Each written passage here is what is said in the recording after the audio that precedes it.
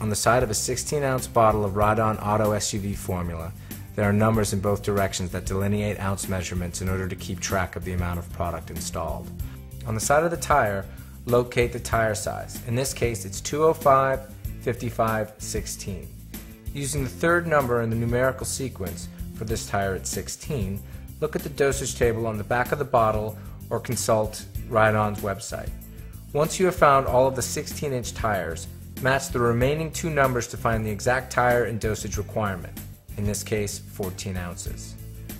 For the actual installation, you will need the valve core remover and the 5-inch tube that came with the bottle of Ride-On. Remove the orange cap from the top of the bottle and cut the plastic 1/4 inch from the top. Make sure the valve stem is in the proper location. If the valve stem is located between 10 and 2, the red area, the tire must be rotated forward or back until it is in the proper location for installation. Unscrew the valve cap and using the valve core remover, remove the valve core.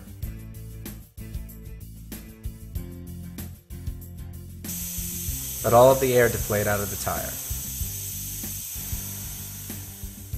Attach one end of the tube to the valve stem, the other end to the bottle of Ride-On. Tilt the bottle up and squeeze to push the product out of the bottle and into the tire. If the dosage required is larger than 16 ounces, attach another bottle and add the necessary remaining product to complete the proper dosage.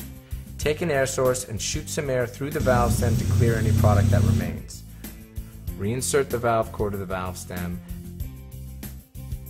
and inflate the tire to the desired inflation pressure.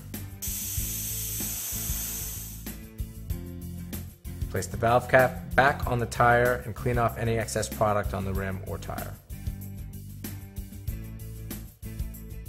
Proper Ride-On installation will evenly coat the interior of the tire and the highlighted area around the entire circumference of the tire, and will provide protection to the contact patch.